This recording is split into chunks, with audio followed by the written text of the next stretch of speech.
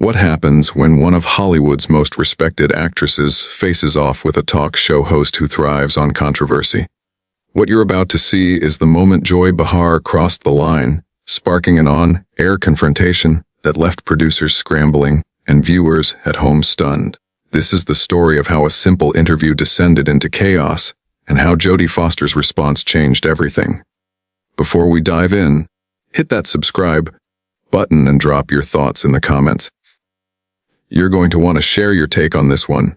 The tension was already palpable as Jodie Foster took her seat across from Joy Behar. Cameras were rolling, the audience packed, and what should have been a routine promotional interview was about to become anything but. Foster had come to discuss her latest directorial project, a deeply personal film exploring family trauma and redemption, but Joy had other plans. Leaning forward with that signature smile that never quite reaches the eyes, Joy began. Your new movie deals with some heavy themes: family dysfunction, abuse, generational trauma. Makes me wonder, are you drawing from personal experience? Foster shifted slightly, maintaining her composure but visibly caught off guard. Well, Joy, all artists draw from experience. The story resonated with me because many families struggle with communication across generations. Joy pressed harder, her tone sharpening. I mean your own family. Your relationship with your mother was complicated, wasn't it? The whole John Hinckley incident, the way your mother managed your career, that had to leave scars. The audience grew quiet. Even Whoopi Goldberg exchanged a concerned glance with Sarah Haynes. This wasn't the interview anyone expected. Foster's jaw tightened almost imperceptibly. Joy, I appreciate your interest, but I'm here to talk about the film and its themes.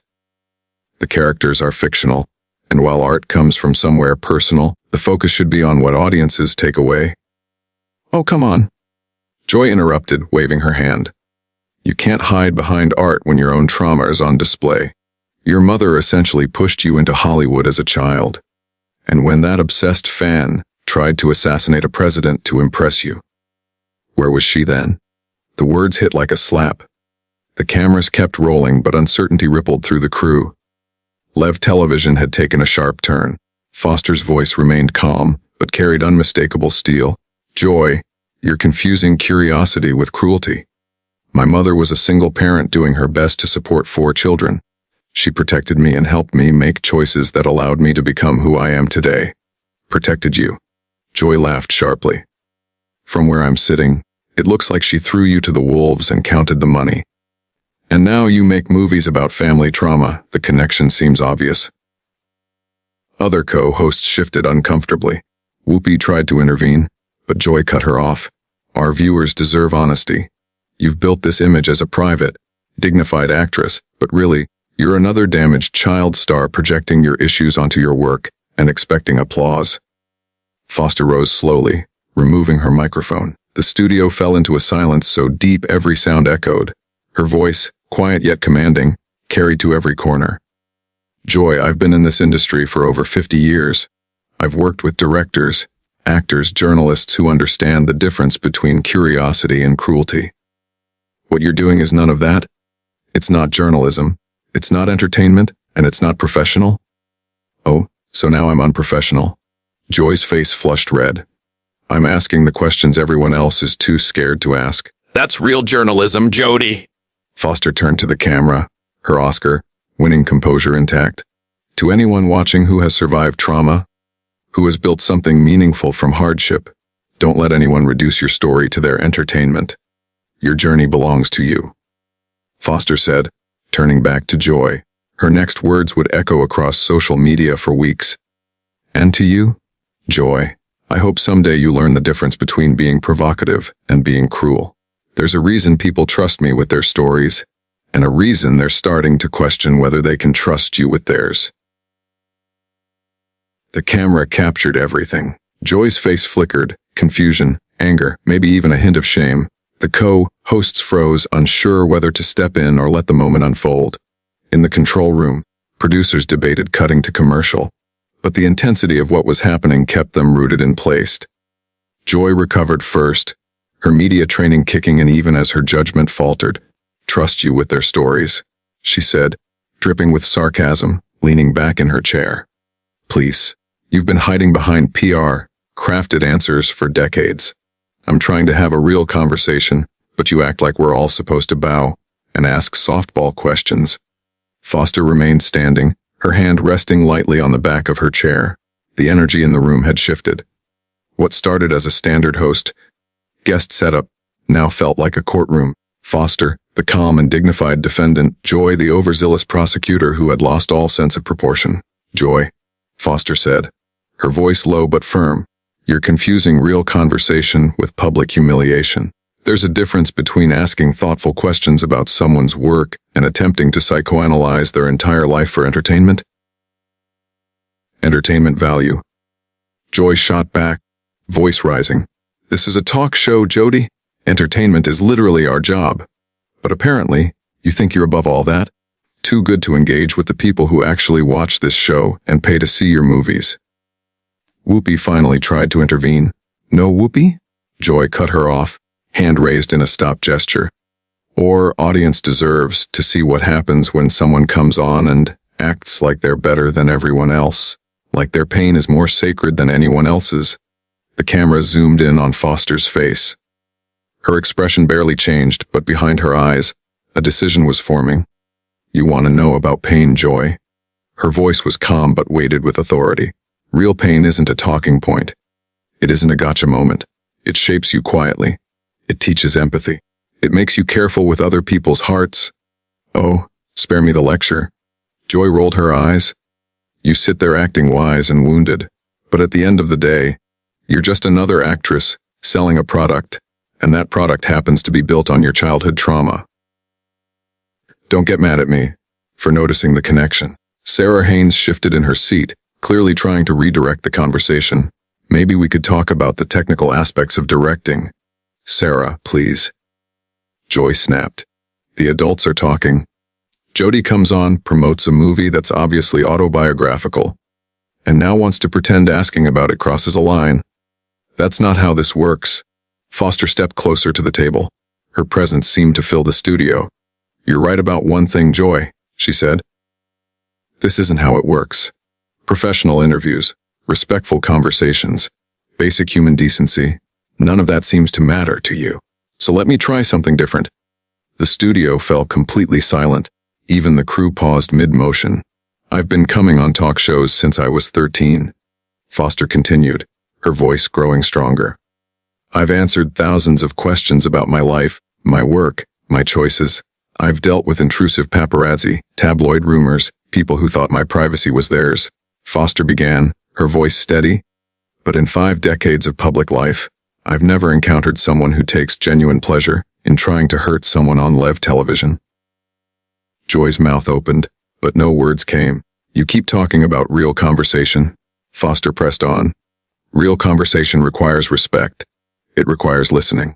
It requires caring about the person sitting across from you as more than just content for your show.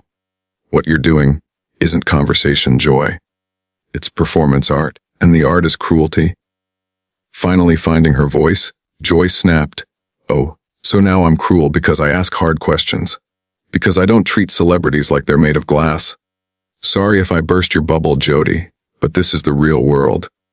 People have opinions about your life, whether you like it or not. Having opinions and weaponizing someone's personal history for television are two very different things. And the fact that you can't see the difference, Foster replied, explains a lot about why this show has become what it has. The words hit like a punch. Joy's face flushed red. She snapped. This show has been successful for over 25 years.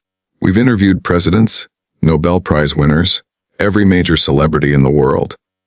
And now some actress who hasn't had a hit in a decade is going to lecture me about television. The insult hung in the air.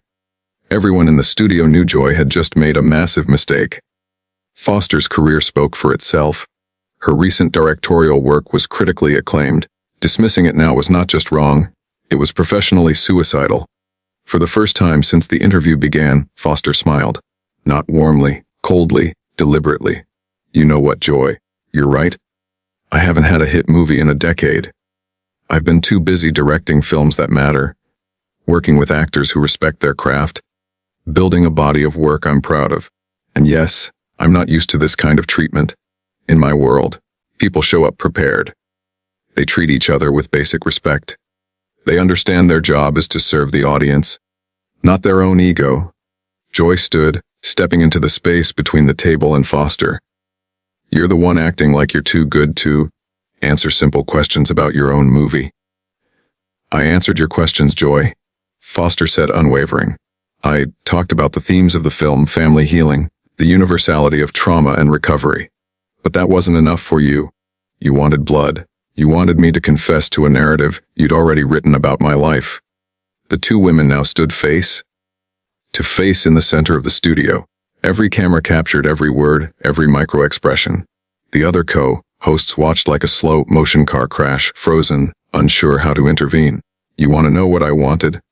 Joy's voice cracked slightly, tinged with desperation. I wanted honesty. I wanted someone to admit that Hollywood is built on damaged people, selling their pain to audiences who devour it. I wanted you to stop pretending you're above it all. Foster's response cut through the tension like a blade. Joy, the difference between us is simple.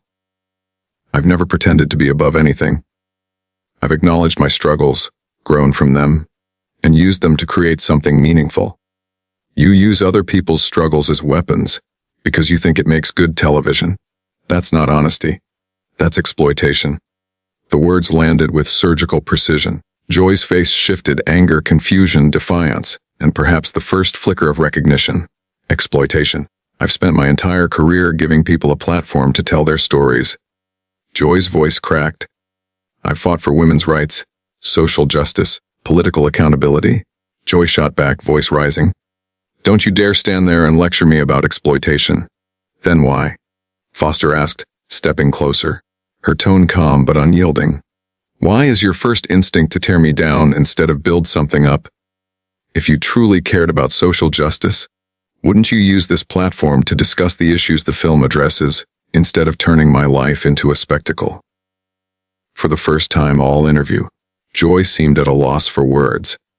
The question hung in the air, and viewers could see her searching for an answer that didn't confirm Foster's point. Whoopi tried to intervene. Maybe we should take a breath. No? Foster interrupted gently but firmly. I think Joy wanted a real conversation. She deserves to finish it. Joy, why are you really angry? What is this actually about? Her voice carried no malice, only measured curiosity, and for a moment, something cracked. You want to know? Joy's tone was quieter, but sharper now. It's about watching people like you coast on talent and privilege, while the rest of us fight for every scrap of attention. It's about sitting here entertaining housewives and retirees while actors like you make art and act like they're saving the world. Her admission was honest, but petty. Foster's expression softened slightly, recognizing what she was dealing with. Joy, I understand feeling undervalued. I understand the frustration of working hard and feeling overlooked, but taking that frustration out on others isn't going to solve anything. It only pushes people away. Like you'll never work with me again. Joy shot back, her defensiveness softening. I don't know, Foster said calmly. It depends on whether you learn from this moment, or double down on the behavior that created it. The studio was silent. The audience leaned in, but not entertained, but riveted by someone unraveling in real time. You think you're better than this show? Joy muttered, the fire in her voice fading. Then this format. These questions. Me? Foster's voice was even, measured. I don't think I'm better than anything. I think I deserve basic respect. Just like you do, just like everyone here does. And I'm not willing to compromise that for ratings drama, or whatever you think you're accomplishing. Sarah Haynes tried again. Maybe we could focus on the positive aspects of the film. Stop, Joy snapped, cutting her off. Just stop trying to fix this. You all sit there nodding along with every guest, never pushing, never asking the real questions. At least I'm trying to do actual journalism here. Is that what you call this? Foster asked, calm, almost clinical. Because from where I'm standing, it looks like you're having a public breakdown and using me as your emotional punching bag. The silence was absolute. Joy opened her mouth, closed it, opened it again, and finally deflated. Maybe you're right, she whispered. Maybe I am having a breakdown. Maybe I'm tired of pretending what we do here matters, when people like you make it clear you think you're just showing up. Foster's reply was immediate, soft but firm. Joy, what you do here can matter. This show reaches millions. You have the power to educate, inspire, and start important conversations. But you can't do that if you're more focused on tearing people down than building them up. Easy for you to say, Joy muttered, sinking back into her chair. You pick your projects, work with who you want, make art on your terms. I have to fill 5 hours a week with whatever walks through that door. Then make it count, Foster said, gentle but insistent. Make every interview matter. Ask questions that serve your audience, not your frustrations. Use your platform to elevate people, not diminish them. The studio was frozen. Even the crew stopped moving. Everyone sensed they were witnessing something unprecedented. Joy sat staring at her hands. Finally, she looked up, remembering the cameras and the millions watching. We'll be right back, she said quietly, then, louder. We need to go to commercial. But the cameras didn't cut away. Joy turned to Foster one last time. I'm sorry, she said, her voice finally genuine. You didn't deserve this. None of this was about you, and I'm sorry you got caught in the crossfire. Foster nodded slowly. Thank you. For what it's worth, I hope you find what you're looking for. Just try to find it without hurting others along the way. With that, Foster collected her purse and walked off, leaving Joy alone at the table. The co-host scrambled to salvage the show, but the moment had passed beyond control. As the cameras finally cut to commercial, viewers were left with the image of Joy Behar, sitting in stunned silence, finally confronting the cost of her approach, and perhaps questioning for the first time whether the pursuit of drama was worth the human price.